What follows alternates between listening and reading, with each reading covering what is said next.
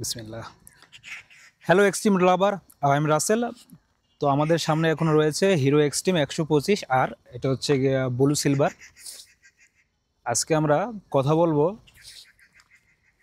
Hero extreme আর 125 blue silver এটার ফুল review নিয়ে। অর্থাৎ আমরা ইউটিউবে যে রিভিউগুলো দেখতে পাই ওটা সাধারণত একটা টেস্ট ড্রাইভ দিয়ে প্রথম ইমপ্রেশন একটা জানায়, এই গাড়ির বিভিন্ন কোয়ালিফিকেশন যেগুলো আছে সেগুলো জানিয়ে থাকে, যে কি কি পাচ্ছি, পারফরমেন্স, তারপরে টর ইঞ্জিন সম্পর্কে। তো আমি সেটা করছি না।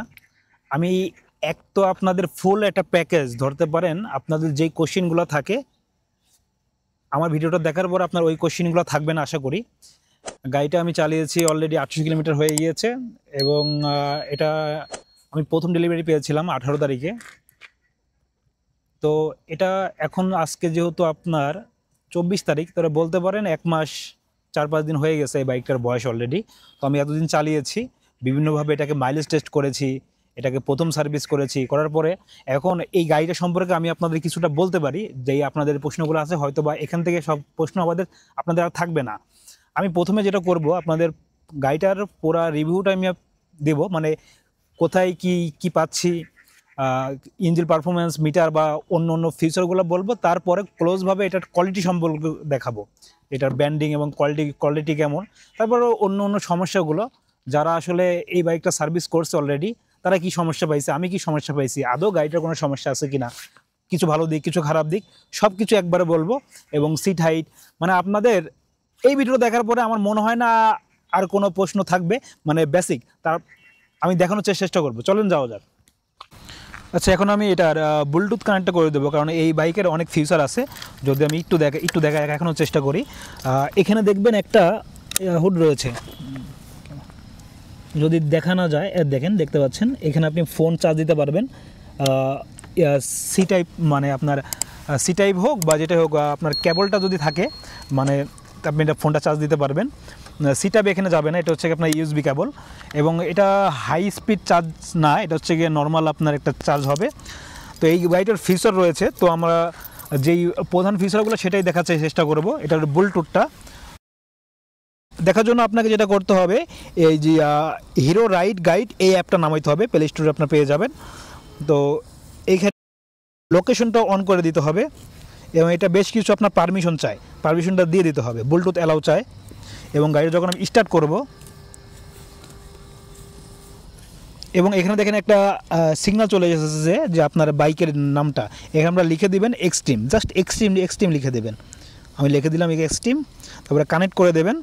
দেখেন এখানে কানেক্ট হয়েছে। যদি কানেক্ট হয়ে যায় আপনারা এখানে একটা আইকন দেখতে পাবেন, একটা ব্লুটুথ আইকনটা যদি দেখতে পাচ্ছেন, এই যে এখানে দেখতে পাচ্ছেন ব্লুটুথ আইকন, এবং এখানে অ্যাপে আপনারা এই ইনফরমেশনগুলো দেখতে পাচ্ছেন। এখন যদি আপনাকে কেউ কল দেয় তাহলে এখানে সেটা দেখাবে, বাট দুঃখের বিষয়টা হচ্ছে কি, মানে একটা ব্যাড থিংস, এখানে আপনার নাম্বার বা কে ফোন দিয়েছে সে নামটা দেখাবে না, শুধু কলিং আসছে এটার একটা আইকন থাকবে। বাট এটা থাকলে এটা বোঝাটা ভালো হতো, কারণ এই বাইকে যখন কেউ কল দেবে তখন নাম যদি দেখা না যায় তখন ফোনটা আবার বের করতে হবে। তবে আপনার এখানে আপনারা miss call alert, message alert এগুলো দেখতে পাবেন। এবং আপনাদের ক্ষেত্রে প্রথমবার হয়তো বা আপনাদের এখানে কিছু পিন করার জন্য এখানে সংখ্যা যাবে, সংখ্যাটা এখানে দিয়ে দেবেন। আমার চাই নাই, কারণ আমি এটা আগেই কানেক্ট করে নিয়েছিলাম। এবং এখানে যদি আমি টিপগুলো একটু দেখানোর চেষ্টা করি, এটা আপনি মাইলেজ এবং একটা দেবে অ্যাভারেজটা কি আপনার টাঙ্কিতে কতটুকু তেল আছে, এবং গাড়ি রানিং থাকলে এখানে দেখাই দেবে যে কত কিলোমিটার চলবে, যতটুকু তেল আছে ওই অনুযায়ী। এবং এখানে আপনারা সার্ভিস ইন্ডিকেটর পেয়ে যাবেন, এটা অটোমেটিক সার্ভিস ইন্ডিকেটর দেখাবে 500 কিলোমিটার পার হওয়ার পরে। এটা আমরা ফুয়েল ট্যাঙ্কটা একদম ট্যাঙ্কের নিচে মাঝ বরাবর দেখতে পাচ্ছি। এবং সামনের চাকাটা যদি আরেকবার দেখাই, গিট পাচ্ছি সামনের চাকাটা আপনার হচ্ছে এটা 90/90। এবং যদি পিছের চাকাটা বলি, পিছেরটা মোটা চাকা দিয়েছে, অন্য বাইকের মতো আপনার চিকন চাকা দেয়নি। এটার পিছেরটা হচ্ছে আপনার 80/100-120 পিছের চাকাটাও দেখতে পাচ্ছেন, গিটটা। তারপরে যদি আমরা এখানে আবার আসি, এখানে একটা সাইড কিট দেখতে পাচ্ছেন, এটা খুবই প্রয়োজনীয়, কারণ অনেক শীতের সময় গাড়ি স্টার্ট হতে চায় না। আবার আপনি যদি জিপিএস লাগান, সেই ক্ষেত্রে কোনো কারণে ব্যাটারিটা ডেড হয়ে গেলে আপনাকে ব্যাটারি চার্জ দিতেই হবে, কারণ জিপিএসে কী হয়, আপনার চার্জটা মানে গাড়িটাকে আনলক করে দেয়। তো এটা আনলক না হলে গাড়ি স্টার্ট হবে না, এবং আনলক করতে আপনারা ব্যাটারির চার্জ লাগবে। তো সেই ক্ষেত্রে যদি আপনার কিকটা থাকে এই সমস্যাটা আপনার হবে না। আমার পূর্বের গাড়িতে এই সমস্যাটা হয়েছিল।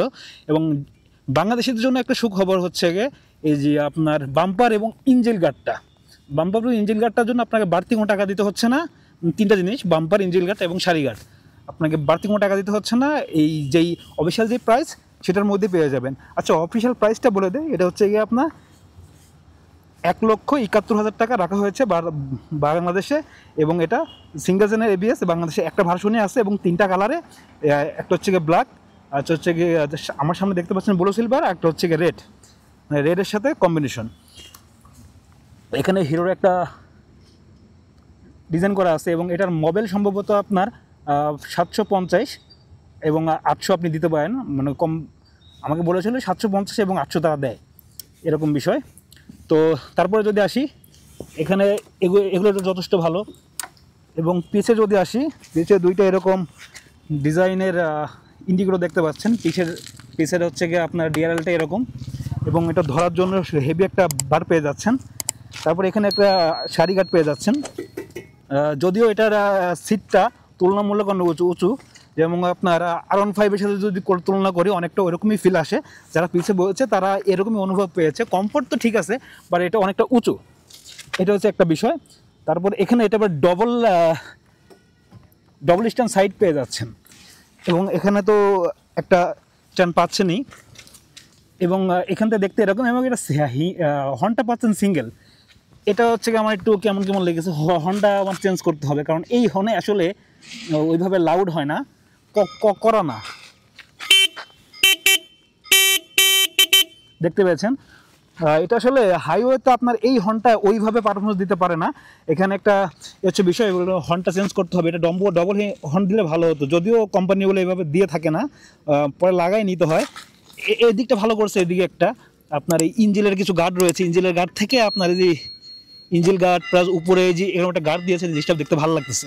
এবং এই গাড়িটার আপনার সিট হাইট যদি বলি, তাহলে আপনার এটা হচ্ছে গিয়ে 794 mm, এবং FZ এবং FZ V3 শুধু জিক্সার মনোটন, ওইগুলো আপনার সিট হাইট হচ্ছে 795 mm, এটা 94, একটু তফাৎ। এখন আমি একটু উঠে বলি, গাড়িটার সিট হাইট দেখছেন, আমার পাটা দেখতে পাচ্ছেন, পজিশনও দেখতে পাচ্ছেন। আমি পাসপোর্ট পাস এখানে আমি প্রায় আপনার 60% পেয়েছি, 50% পেয়েছি ধরেন। তো আমি বলবো যারা আসলে আপনারা পাসপোর্ট 3-এর উপরে আছেন বা 3, তারা গাড়িটা চালাতে পারবেন। যদিও আপনার এটা ম্যাটার করে না, আপনার হাইটের সাথে গাড়ি চালানোটা ম্যাটার করে না, যদি আপনার কন্ট্রোলিং ভালো থাকে। আচ্ছা, যদি এটা সিট হাইট বলি, তাহলে 5 ফিট 9 ইঞ্চির বান্দা, 5 ফিট 9 ইঞ্চির বান্দা ফুলভাবে পাচ্ছে। একদম মিলাই রাখো, দেখেন একদম জমিনে একদম মানে মাটিতে একদম স্পর্শ করেছে, ফুলভাবে পাচ্ছে। আর আমি তো আমারটা দেখিয়েছি, এটা হচ্ছে 5 ফিট 9 ইঞ্চি, এবং 5 ফিট 5 ইঞ্চিও দেখিয়েছি, আপনারা একটু যদি দেখতে পারেন তাহলে এরকম। আচ্ছা, আমি তো এতক্ষণ আপনাদের গাড়িটার স্পেসিফিকেশন সম্পর্কে দেখাইলাম। এটা হচ্ছে গিয়ে একটা, এই রিভিউটাই আপনারা পেয়ে থাকবেন ইউটিউবে। তবে এখন আমি আপনাদের একটু এগিয়ে যেয়ে বলবো এটার বিল্ড কোয়ালিটি, এবং আমি বলেছি অন্য বিষয়গুলো বলবো, এটার কি ভালো দিক, সার্ভিসিং, কস্ট, অন্য বিষয়গুলো এখন শেয়ার করি। প্রথমত যদি এটার বিল্ড কোয়ালিটি আমি বলি, তাহলে এটার ম্যাক্সিমাম হচ্ছে গিয়ে প্লাস্টিক দিয়ে এটা বিল্ড করা। প্রতিটা গাড়িতে প্লাস্টিক, বাট প্লাস্টিকটা একটু ভালো মানের হলে বিষয়টা দেখতে ভালো লাগতো। আমি যদি বলি যে এখানে প্লাস্টিক দেখতে পাচ্ছেন, এবং যদি এইখানে এই শেডটা দেখেন, মনে হচ্ছে দুর্বল। তবে প্লাস্টিকটা খুব যে খারাপ বিষয়টা বলবো না, তবে নিচের গার্ডটা খুবই দুর্বল এটা মনে হচ্ছে। এবং এটার ম্যাক্সিমাম বডি প্লাস্টিকের তৈরি, এবং প্লাস্টিক দেওয়ার কারণ হইতেছে আপনার এইখানেও ট্যাঙ্ক, এই ট্যাঙ্কও কিন্তু প্লাস্টিক দেখতে পাচ্ছেন। তবে ভিতরেরটা বলতে পারছি না, কারণ ভিতরেরটা জানা নেই, ওটা সম্ভবত আপনার ধাতু বা স্টিল জাতীয় কিছু একটা হবে। এবং পিছেরটা যথেষ্ট হার্ড আছে, এটাও যথেষ্ট হার্ড আছে। এবং এইখানের একটা বিষয়, এই জিনিসটার কী নাম আমি জানি না, এটা সম্ভবত আপনাকে যদি কোনো কিছু এখানে রাখেন চাকার সাথে পেঁচিয়ে যাবে না, এটা একটা ভালো দিক। এই জিনিসটার নাম ঠিক জানা নাই, তবে এইটা খুবই দুর্বল হয়ে গেছে, মানে এই প্লাস্টিকটা খুবই দুর্বল হয়ে গেছে। অন্য আমি বাইকে খেয়াল করছি। বিশেষ করে 150 সিসির বাইক, যদিও তুলনা করা ঠিক না 150 সিসির বাইকের সাথে। এটা কতটা দুর্বল আপনি দেখেন, যে কোনো সময় এটা ভেঙে যেতে পারে একটু হালকা চাপে। তো আমি বলবো এটার প্লাস্টিক কোয়ালিটি, মানে এটার বিল কোয়ালিটি ঠিক আছে, এবং প্লাস্টিক কোয়ালিটি আরেকটু ভালো হতে পারতো। তবে প্রাইস অনুযায়ী এবং অন্য কম্পিটিটর যারা আছে আপনার বাজাজ এবং টিভিএস রাইডার, সেই অনুযায়ী গাড়ি খারাপ না, ঠিক আছে। এবং আমরা যেই ফিচারগুলো পাচ্ছি সেই অনুযায়ী ওইভাবে কমপ্লেন করারও সুযোগ নাই। আচ্ছা, কথা হচ্ছে ভিডিওটা যদি বড় হয়ে যায় আমি এটা 2টা পার্টে বিভক্ত করব, যদি ভিডিওটা বড় হয়ে যায়, কারণ লং ভিডিও আপনাদের জন্য একটু বিরক্তিকর। প্রথম পার্টটাই থাকবে এই ভিডিও, এটার ফুল রিভিউ, মানে আমি প্রথম যেটা জানাইছি এটার বাইকের বিভিন্ন ইনফরমেশনগুলো।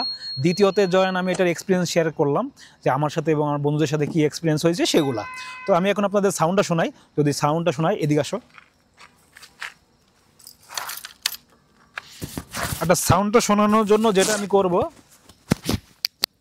মাইকে দেখতে পাচ্ছেন গ্রিন লাইট জ্বলতেছে, এটার আমি নয়েজ ক্যান্সেলেশনটা অফ করে দেবো, ব্লু লাইট জ্বলবে, তার মানে আপনারা র ফুটেজটা শুনতে পারবেন। আর যদি স্টার্ট দেই, সাউন্ডটা দেখতে পাচ্ছেন, যদিও বাইকের সাউন্ডটা 2 রকম, একটা হচ্ছে গাড়ি স্টার্ট থাকাকালীন এবং গাড়ি যখন চলবে তখন সাউন্ডটা ভিন্ন হয়। আমি 2ভাবেই আপনাদের দেখাবো।